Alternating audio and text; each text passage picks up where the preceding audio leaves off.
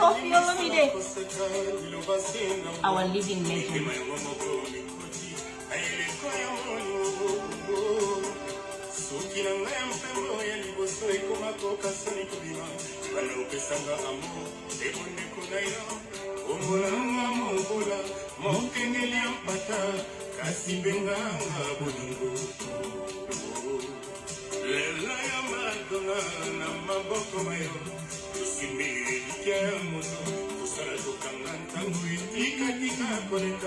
L'enfance est si fragile.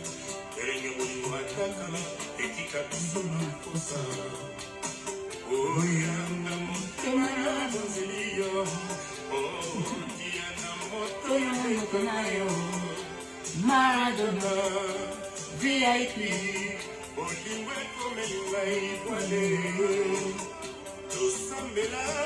Maria, l'amour est à l'éternel. Petit amour, ne viens pas quand Namboka na biso balobaka we malembe masi ya kotizeli mokili ebongaka mibale na mibale angai nayenga wapie Oh, bonjour tout le monde. Et Zangai, Sœur Nabino Sandra, Mouchale, na ministère de la libération intellectuelle. Na Monique, Natiki Nzembo et Betty pendant ba minute et belé. J'espère que Kofi a reçu un problème. Donc, tous les sango crédit ici que singeli. Donc, Zanzembo ya Kofi, VIP, donc, grand chanteur Nabiso ya Congo. Et c'est ça, Living Legend. Donc, c'est ça, Nzembo Kitoko, VIP. Ok, bon, j'espère que celui qui a assisté cette vidéo, bon, ça n'a pas de problème pour moi, partie en Nzembo entier, mais espérons que nous sommes bien. Alright.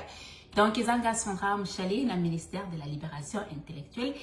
Na yelibino lelo na masolo moko ya kitoko makasi.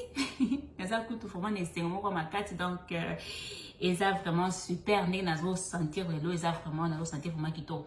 Donc eza parce que masolo na lingi na partager lelo. Ils allaient sur Bolingo, aussi pour mon titre. Donc, ils ont ma solo, il y a Bolingo, ma solo, il y a Amour, il y a mon Tilibino et moi, musique, il y a Kofi, ils ont parlé sur Bolingo et tout ça. Donc, ma solo, en fait, ma solo à Bolingo, ils allaient, ma solo, moko, ils ont compliqué. Ils ont vraiment complexe. Parce que, au lieu de comprendre que Bolingo, ils ont nini. Kolinga ezanini, il faut kolinga ndenge nini, il faut makambo entre masolo bolingo moi sina mobile etambola ndenge nini, il faut ndenge nini ya ko garder relation, ndenge nini ya ko yeba ki relation ezali se souvient. Donc makambo ya bolingo ezali vraiment complexe. Ata na kikoloba na mokili oyo muto azate o aza vraiment expert na makambo ya bolingo. Azate atanga mko nazana nga vraiment na expertise wana te que non na makama bolingo non nazolo ba juste basé na expérience na nga ya vie. Donc c'est ça on a ina partager na bino, mais sinon na ki koloba vraiment mutu na mokili oyo vraiment ayebi makambo ya bolingo 100% ezate kolo kaka mutu makambo bolingo nzambe ye moko ayebi, parce que to mona na bolingo na ye na ba talent na ye na kibunzambe na ye amoni que non il faut asala mokili asali mokili nyoso to wana parce que la na bolingo wana que asala mokili atia bato lokola ye na mokili oyo pona ba ya ko expérimenter ba bien ya mokili.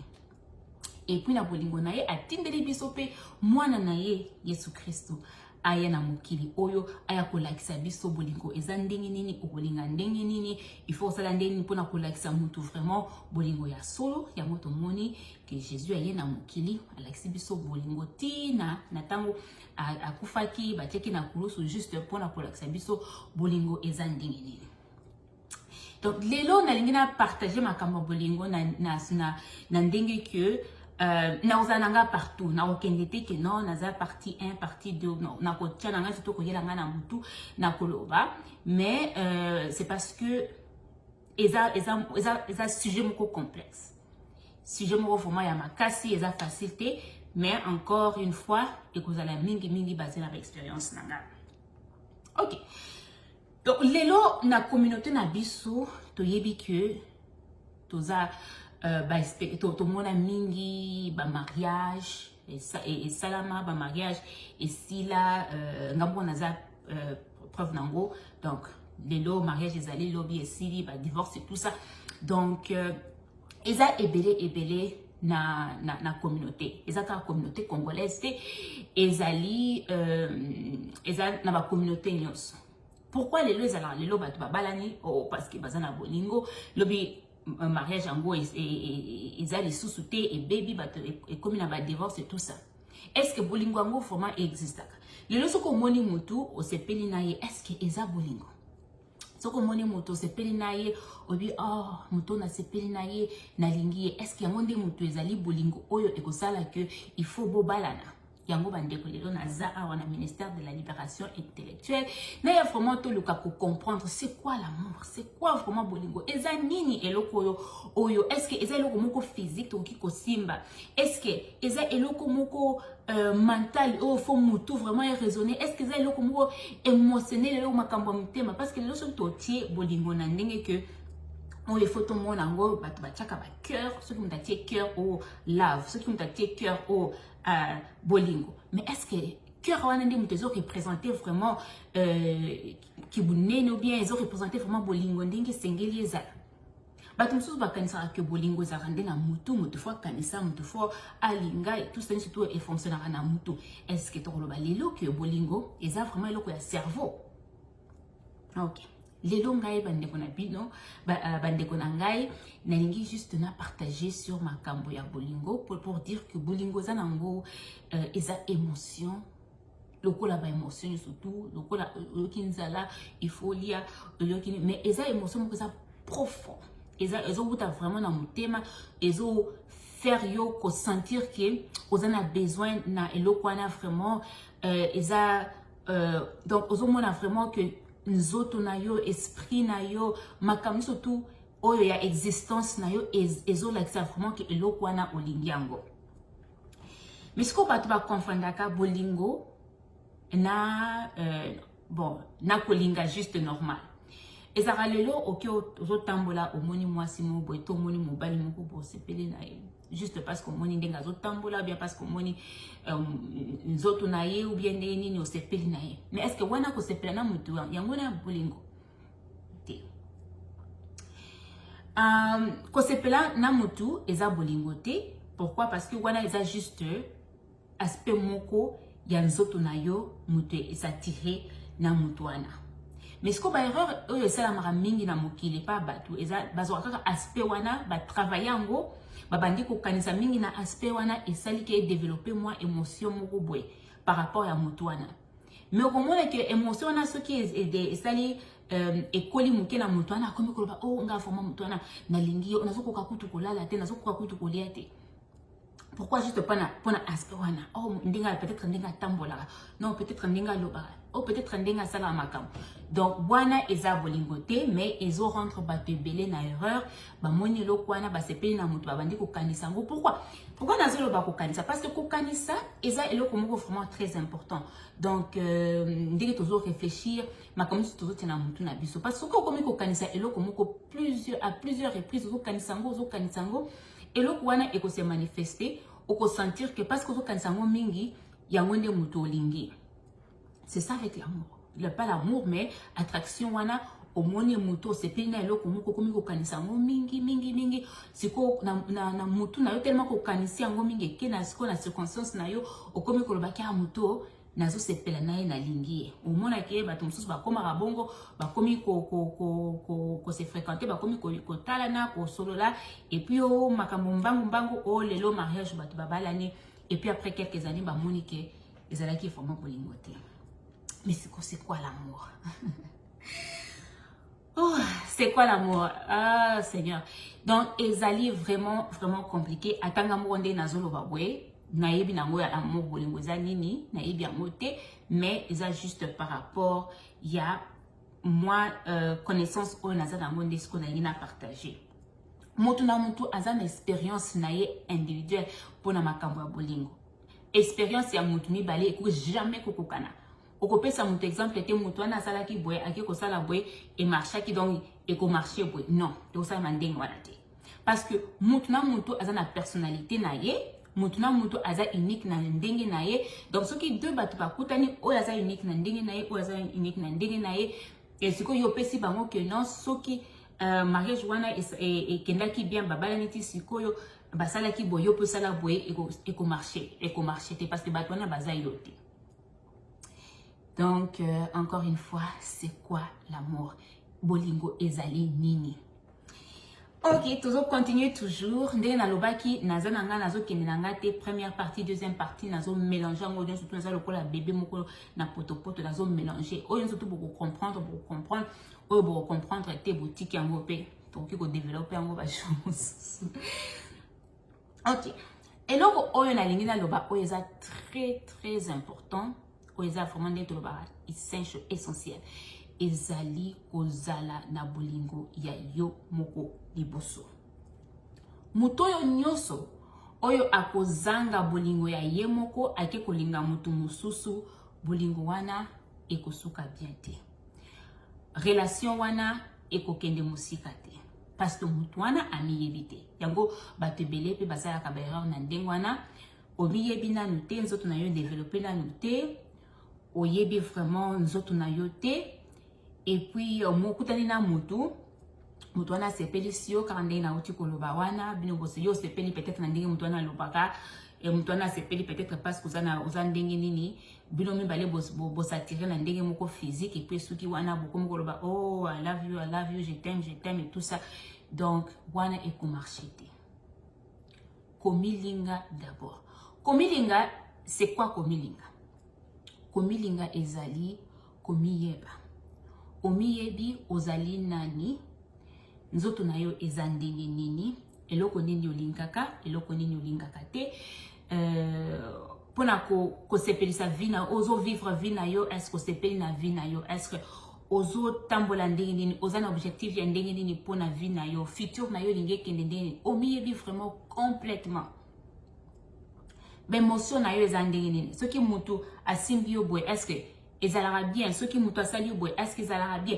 Omiyebi vraiment totalement. Ceux qui omiyebi vraiment eloko nini olingaka. Eloko nini olingaka te. Wana sikoyo, ceux qui omiyebi très bien.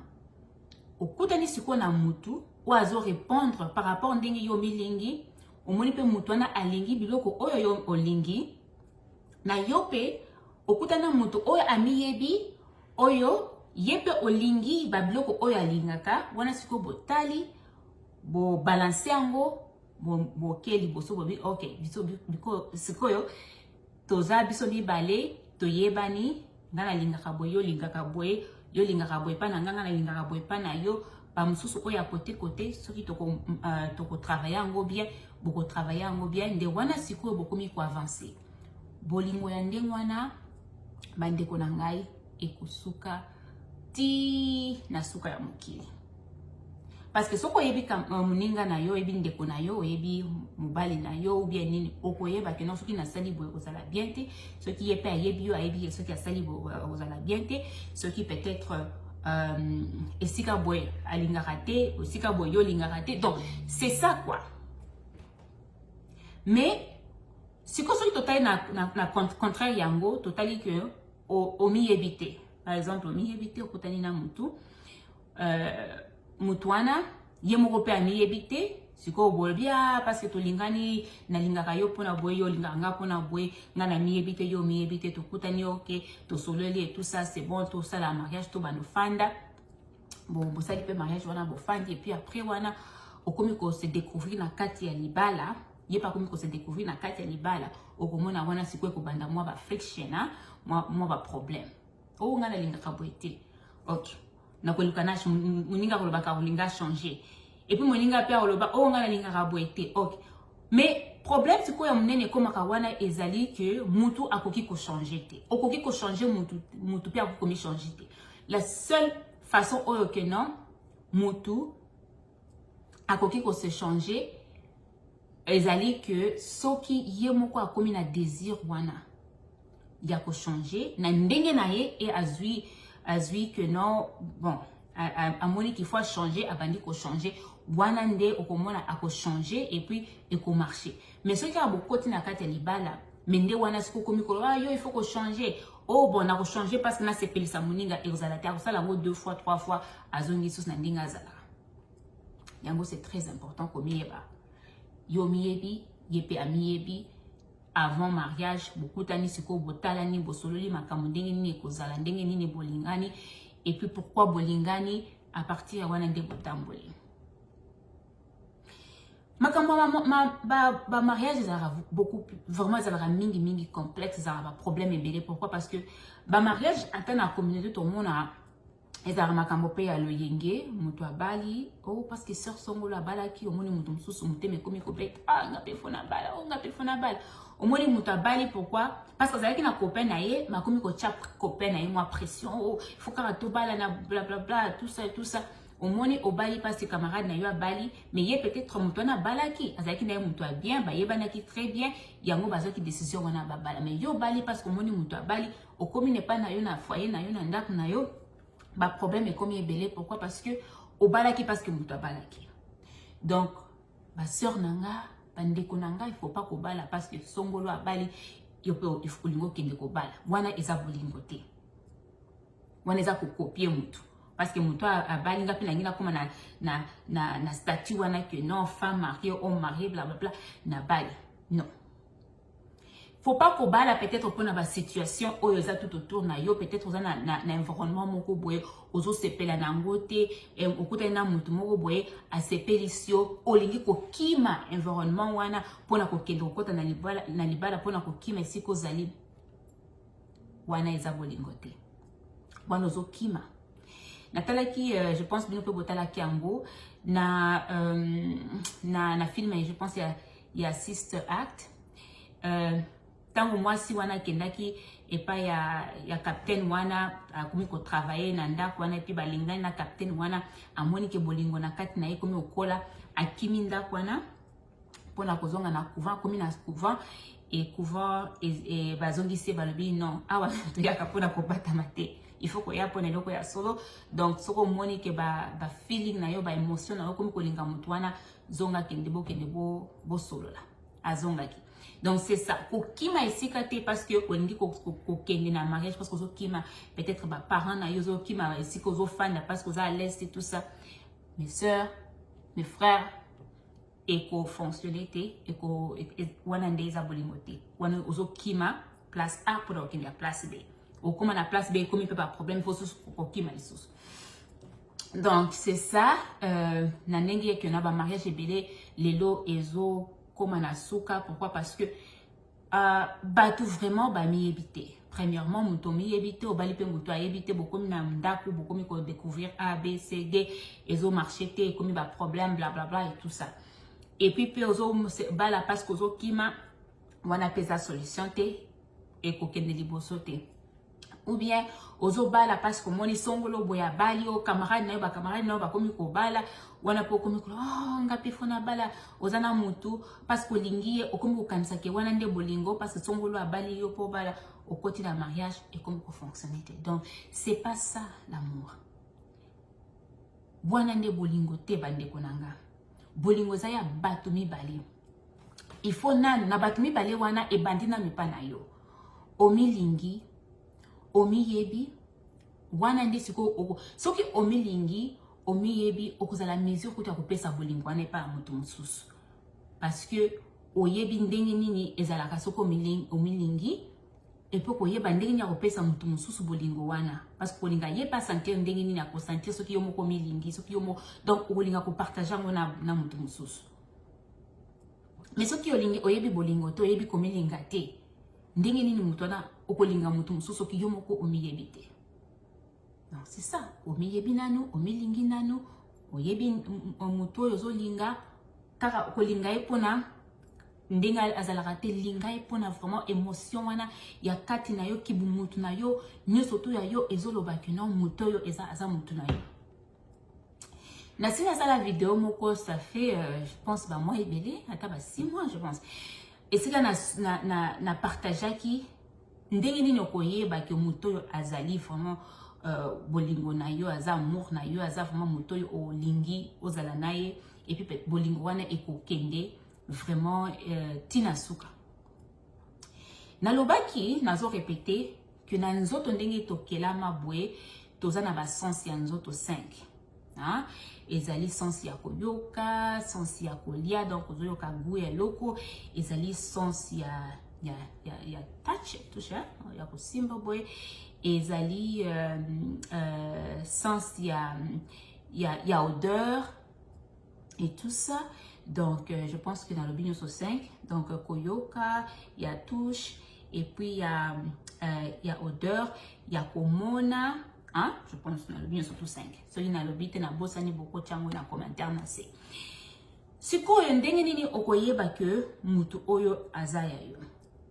Ceux qui par exemple ozo solana mutu wana ozo mona réfléchissement na ye ezo raisonner na oya yo, oyebi déjà que ah isika oyo c'est bon.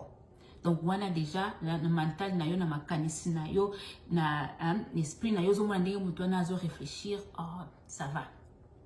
Ozana mutuana physiquement, hein, oza pembeni ya mutuana, ozo mon esprit ya mutuana na ya yo, boza à l'aise kozala pembeni na binomi bale boza à l'aise. Ata soko simbi mutuana na maboko ou bien simbi mutuana, ozo sentir vraiment que nani wana hein, sens wana ya touch, hein, ya kosimba wana ya ozo simba mutuboe, ozo sentir ango vraiment ezo pesa bien, ezo pesa correct.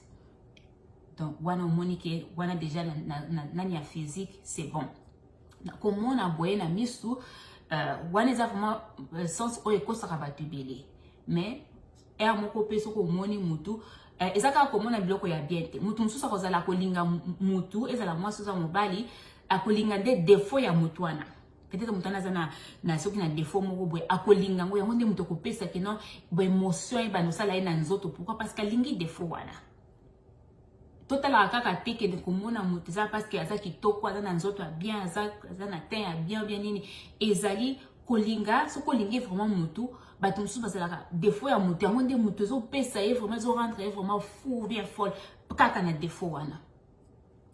Donc c'est ça komona na misu eza ndenge wana et puis sens wana ya ko donc ya goût ya monoko et tout ça, donc pour nous sentir bagou wana vraiment oza soki oza na mutu eza très important koyeba que non ceux qui peut-être oza na mutu ata soki bosala ba kissing et tout ça omoni o sentir que mutu oyo aza vraiment manani na ye ya chimie ya monoko na ye ezo blind, donc ezo pesa bien na oya yo oko sentir ngo bato mususu omona soki ozo pesa ye bis boye ozomona ba salive na ye partout ça au moins ka oezayete okoyeba déjà que oezayete okoyeba ezayete ou bien ozo hein osala business mutu moko ozo mona ke ezo simbate oyeba vraiment que nzoto na eko rejetant ozaka soki hein olingaka orange mais par erreur ozui citron oyeba ko ezayelo ko lingite donc c'est okoyeba keza ngoto donc c'est ça yango nzamba pesa biso hein sens wana ya koyeba ke soko lié loko eza bien donc c'est ça ta dans batu boy soki oza mwasi na mobali soki bosali opesi mutu biso yebika mutoyo c'est bon mutoyo ye ezayete. Donc c'est ça na ba sens wana surtout oyo toza nango ya nzoto wana pe ekoide biso koyeba ke songolo aza mutu ya solo songolo aza mutu ya solo te.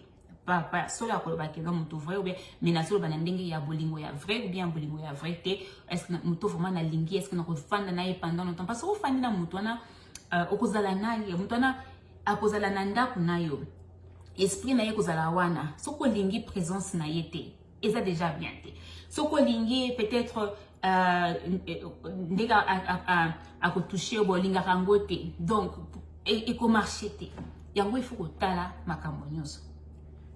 Lelo tokoma juste pour na kubwaka moi quelque chose na kati na vie que leo nazana ngana poto na bwana cheso to bwana yana mutu na bwana bwa tokoma na makambo ya technologie lelo tozomona ba bolingo ya ba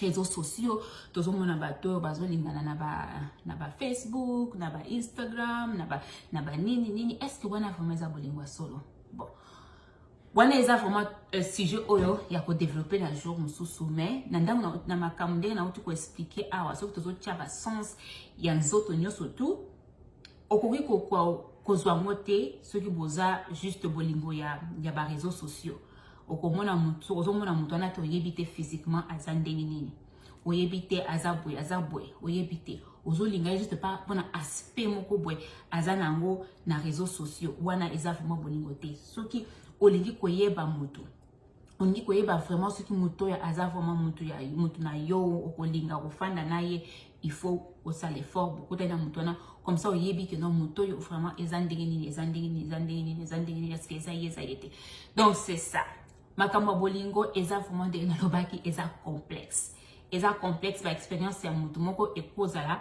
ndenge mote na mutu mususu donc c'est ça nayebi ke vidéo oyo eleki mulai pourquoi parce que masolo ya bolingo ndenge nalobaki ezali masolo moko ezali vraiment eza masolo moko mulai munene ekoki kosala manyoso na vidéo moko te mais eloko oyo ezali très important ezali komiyeba parce que ce komiyebi okosala vraiment ba erreur un peu okota toujours ba erreur parce que na vie ndenge toza boye tozo kola de jour au jour ozo apprendre de jour au jour et puis c'est ça ozo comme mutu mususu chaque jour mais quand même ce komiyebi bien oko éviter ba erreur ebele na vie. Pourquoi? Parce que okoyeba ndenge ya kofanda, okoyeba ndenge ya kolinga, okoyeba nani okoki kolinga. Sikoyo, pona suki sa, ndena silisa, ndenge juste naloba par rapport à bolingo, eloko mususu oyo ekoki koede bato. Ekoki koede biso surtout soki mutu aza déjà na kati ya mariage. Alingi kotika na mariage parce que lelo tozali na ba mariage au bato. Bien sûr, vous avez un mariage au bateau, balingani vraiment à mort. Balingani ezali. Ba mariage mususu ezali bateau, bon, balingani vraiment ndenge balingana kite mais balingi juste kotika la pona mutu na raison. Nae. Mariage wana bon, soki bino bateau mi balé bo sepeli botika na mariage wana pona peut-être pona bozana ba raison moko boye quelqu'un qui peut-être za famille za pona ban et tout ça, décision ya bateau mi bali, c'est bon, otikali. Mais wana ezali vie à bien te. Okozala heureux te, mutona pe okozala heureuse te, bo fan juste pona bo fan. Bon mais eza décision na bino. Naza awa te pona websa bato sala bo non. Eza décision na bino. Bato mususu pe bazalaka na mariage moko asi ya moni. Asi ya parce que ça toujours moko mutu akoyeba liboso. Ba tant mususu ozala les deux bato na libala bayebi déjà que eloko ils ont marché sous te. Mais batika lika. Mais souvent moko azala déjà que aoyeba déjà que que azali mon côté azozwa eloko bandai ko lukate donc aza vraiment na esengo wana ya mariage te ou bien na kati libala wana et yango soka yebisi mutu mususu koma ko ba problème o boye et puis bato mususu bazala na mabala que moko asi amoni yango alingia bima mususu alingia forcer muninga okokende te okotikala ngana oninga kaka yo tout ça wana sœur nanga ou frère nanga ozomi pesa donc ozo sala ke vie na yo évoluer te parce que soki ozo kangama na eloko oyo eza ya yo te donc oza na relation moko muninga sa yebisi yo ke alingi yo te muningi ka ko diembela wana okangama wana ke ngai kaka yo okozala heureux okozala heureuse te. Il faut koyeba ko libérer mutu. Soki mutu alobi que azomona que na libala wana azali na bien te, azomona libala ndenge vraiment esengeli azomona bolingo wana ndenge fweza na bolingo te, okoki ko forcer moninga kotikala na ndako wana te. O libérer mutu na ndenge ya bien esprit ya bien. Yepe akei bo bénir moninga pas bénir moninga bokabwani na ndenga bien parce que wana sikoyo okoki komona après okoya ko trouver mutu oyo asengeli pour nazala na yo. Oyo akolinga yo ndenge il faut lingama. Na yo pe okolinga yo ndenge il faut. Yepe akolinga yo pe il faut ndenge esengeli yo po lingama. Wana bokotambola bien. Donc bozalaka te bato o mususu bazalaka na ba mariage bokangami kaka ou parce que muto alobi parce que moko yebiso que non libali za te o tozala kaka et tout ça ngana kolinga kaka yo ozomisa la vraiment ozo rendre vraiment ozomi rendre vraiment na erreur moko amunene parce que yebite peut-être mutu moko ala libanda wana akoki kolinga yo ndenge vraiment sengeli olingama mais yo ozolinga kaka kotikala na makambo wana o eza bien te. Parce que quand tu as une relation, on est bien, disons, vous avez une relation, on est bien, vous avez affecté via bana wana. Parce que bakoko la pona bango bakomona, bakoyeba na mutu na bango ke bolingo eza bwe, bolingo eza kobunda, bolingo eza kofinga na kati na bolingo eza ki non, mutu azali bwe, mutu azabwe. Non. Ce qui ça ne marche pas, ça ne marche pas. Naïbi très bien que na communauté na biso, na ba tradition na biso, na ndenge ya Congo, na ndenge ya Afrique, balobara que ceux qui bato balani, oh il faut ka kotika ensemble, il faut bosala ka bo bongisa ka bo bongisa. Yango le loto komo mona bato belé oh mobali boya, bomaki mwasi boya, salaki mobali boya. Mais pourquoi? Pourquoi pas kotika mutu sali vie na ye na ndenga bien, yo posali vie na yo na ndenga bien. Et là, comme si vous avez la communauté par rapport à ma kamba bolingo, c'est que batomi balé bazala qui bien, balingana qui babalani, tout ça, bah comment faire ensemble depuis le lot et comme problème oyo, oh tel boy, oya comme ko finga boya, comme ko loba mabia, comme ko tonga mutu boya, zeli ko tazala ki boye, on est pesa bien te. Awana ministère de la libération intellectuelle, toza wana juste pour na ko aider bato ko sala ba décision bien, ko zala bien. Kolingana, kofana bien. Si vous avez une vidéo, surtout on a ça là, n'expliquera toujours que dans la vie, il faut que vous allez bien na bateau. Ce qui bolingo na bino, mariage na bino et marché te. Et ce qui est ici qu'il fallait soukate. Il faut pas qu'on rende moninga mutumabe. Oh, yaza mutumabe, yekutaza boye, yekutaza la boye, yekutaza la giboye. Non, on les a bien te. Il faut qu'on y ait pas kukabwana na ndenge moko ya bien, na ndenge moko ya propre, na ndenge moko ya pur. Boyeba ni que non, bozalaki ensemble, bolingana ki, mais kobi na suka que non, bolingwango ndenge bokanisa ki bozala, eza so sangote. Eza pona ba makambo ebele. Quand on est dans le bas qui liboso et puis kozala ezala ki peut-être ezala justement attraction moko boye bokanisi yango mingi bomoni ke ezala ki bolingo et tout ça bosuki na libala et bokomisiko komona ke eza ndenge wana te.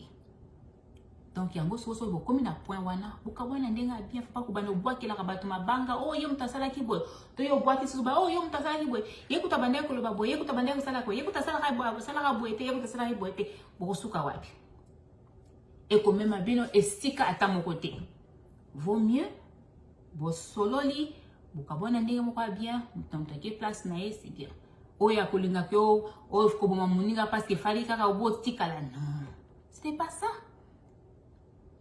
Et waneza bolingote. Donc ndé na lobaki bandeko ezali vraiment makambo bolingo ezali makambo moko ma solo moko vraiment complexe za ma solo moko vraiment compliqué à comprendre mais atana lobaki kutuke atana mokili oyo mutu ata moko te o azali na mokili oyo akokolobaki yende vraiment ezali expert moko na makambo bolingo azate o il faut toyeba c'est très important eza komi yeba yomoko omi yebi omi lingi okoyeba ko linga muninga avant que ça la choix moko que non il faut bozala na mutu il faut na no omi yebi et puis oluki koyeba mutu na zande ni linga nini te puis bofandi ensemble et tant bozo yeba na wana ezala très bien pour na koyeba mutu langage mutu ah koyeba langage mutu zande ni bato mususu par exemple bazala ka balingaka na bolingo balingana kosimba na maboko kotambo kosimba na maboko donc balingana contact wana physique oyebi ke soki moninga na yalingana contact physique pesa ka ba contact physique na ye bozo tambola osimbi na maboko boye boza na contact wana physique soko oyebi ke moninga na yo mobali na yo to mwasi na yo alingana ngo pesa yango akosepela mutu mususu alingana que non peut-être pour na ye pour na zala heureuse oh il faut quand même mobali azala moi présence na kati ndako tout ça là moi ba biloko mike azo traiter moi bien que non moi si afandi bientôt mobali afandi alingaka moi ba treat wana que moi ça y est peut-être sali makolo ou bien mobali ayo sali makolo bientôt moi si bien oyebi que moninga na yo alingaka makambo wana ça la plaisir les ans de langage na bolingo ako sepela soko zongo sali moi massage tout ça ako sepela ou comprendre langage na ya bolingo au PC denge alingaka ba msusu bazala balingaka vraiment ba voyage bien kobima mingi et tout ça au comprendre que camarade na yo bientôt bolingo na yo parce que d'abord na bolingo il faut na mkibu camarade ezala zaka ate ke boza bolingani boy non et dans na mkibu camarade wana ezala soko moni que mobali na yo to mwasi na yo lingaka ba voyage lingaka kobima lingaka mwa ba luxe wana mike okende na restaurant et dans ba hôtel et tout ça au sali oui moi surprise au memie ba bisika wana sali plaisir à kolinga yo plus davantage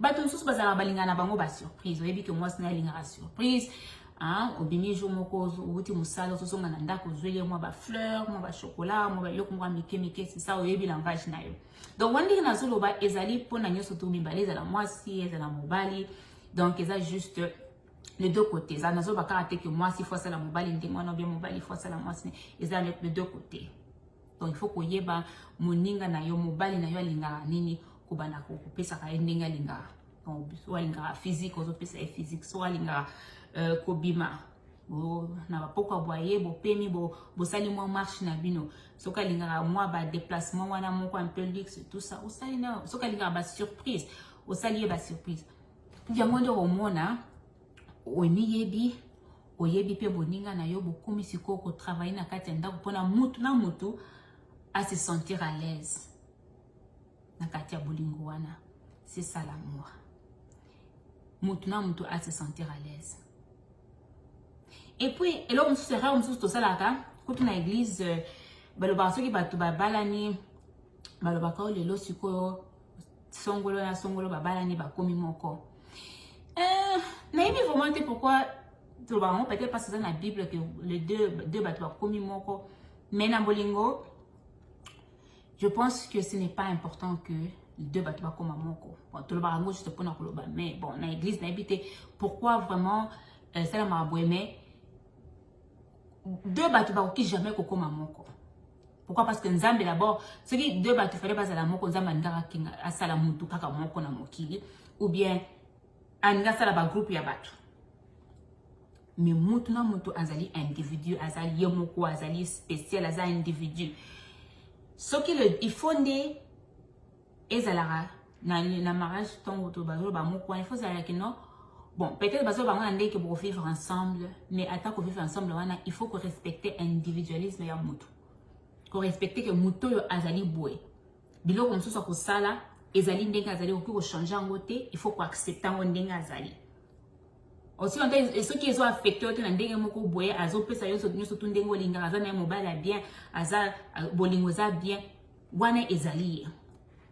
Il faut qu'on accepte elo kwa nazali. Pour changer mutu parce que beaucoup moko il faut que changer il faut changer non mutu na mutu yango beauté ya vie ezali bablo ko ezaka unique ezaka vraiment eza individuel ya mutu na mutu na ngo eza ya yemo eza spécial c'est très important yango pe na libala yango tango batwa komi na libala bazo fandi sika moko et il faut toujours ezalaka parce que lo baté que non le lo na sangisi bon attention to sangisaka pondu na madesu soma so chaka madesu kini et comme moko ezalaka toujours bien mais au komona ngo eza toujours les madesu za toujours madesu na kati ya pondu za toujours pondu au moins so tia ngo na blender on mélange comme poto wane comme lo mususu mais madesu otika la madesu pondu otika la madesu donc pe otia ngo na mutu okofina lidesu oyebi ki wana za lidesu pondu oyoka kiza lidesu donc c'est ça. Jamais le comment parce que comme vraiment blending on est assez bien dit il faut mutant un individu as la individu na kati ya mariage ou eza mutu ozo respecter qui individu na ye moto na ye ndenge azali ye pas respecter yo ndenge ozali okoki ko changer te na ndenge boye non tant bokomaki na niveau wana libala faut zala aussi oyebi nani azali ye pa yebi nani azali bokomi ensemble siko bokomi ko fanda ensemble bokomi juste ko continuer bolingo na bino alingaka boye bosali bokomi osali yango bokomi bolingo na bino ekomi komata na ba degré olie kitaka ezo mataka peut-être lelo bobandana ki bolingana ki 75% bokomi kolingana 80% 90% et puis yango bat musu bazaraba na chance wana babalani ti jour na bango asuka mibazo lingana toujours tout le monde a ngota na ba news ezara que bati okoko boena koko boye bafanda ki babalana ki pendant des années ba komi pe ba confier ensemble donc babolingwana ezali il faut kaka koyeba mutu azandenge nini komi yeba pona bolingo yebi que oza omiyebi omilingi oyebi pe mutu olingi ndenge azali bosololi bomoni ke botambola ensemble de wana bokomi kozwa étape mosusu masolo bolingo ezali compliqué eza complexe eza facilité mais je pense que na pesi moi quelque chose moi un plus wana ba oyo bon soki bomoni vraiment message eza bien na aidé quand même ko pesa moi idée moko ya bien donc merci beaucoup qui toujours ko manasser que bozui parce que na préparer qui en vraiment té ko parce na comme vraiment té pona ngana lo baraka ni surtout ya kana mutu na moni sujet moko yelinga na mutu inspiration de Dieu na parler sur makambo boye na ministère de la libération intellectuelle donc lelo ezalaki nde makambo bolingo ya love et ya kinga na mutema na bi vraiment il faut na partager moi connaissance na ngamuke par rapport à makambo bolingo c'est ça bolingo eza facilité mais o eza important vraiment na mukili il faut na komelinga parce que ce ko melingi te okozala prêt to prête te ya kolinga mutu mususu yango bandeko nanga bozala bien ezali lelo toza vendredi bo passer ba long weekend ya kitoko awa na Canada toza na o tozo benga Thanksgiving donc journée ya action de grâce tozo pesa mokili tozo pesa nzambe tozo pesa batu surtout basala biso makambo bien merci donc eza temps vraiment ya kozonga na kimutu na mutema koyeba que batu présence ya batu c'est important kozala na batu c'est important kolingana c'est important donc yango vraiment pe na pesi bino moi vidéo oyo na sujet ya bolingo donc to luka kwa après to bana kwa apprécier batu ndenge bazana mokili donc la période oyo ya action de grâce merci na batu surtout oyo baleka na vie nanga ezala tapo na minute moko 2 minutes 3 minutes mais soki quand même oleka na vie nanga merci ezala ta na message merci donc c'est ça ezanga sœur Nabino Sandra Mouchali na ministère de la libération intellectuelle bozala bien tolingana toyeba bato basengei pona biso tolinga bato bakolinga biso pe bato tokolinga tozalaka na bolingo solo tolingana bien ata na kati ya mabala comme ça tosali mabala ezala mabala moko ezokende ti na suka ti na suka mokili donc c'est ça merci vraiment mingi bon passer week-end kitoko ezanga sœur Nabino Sandra Mouchali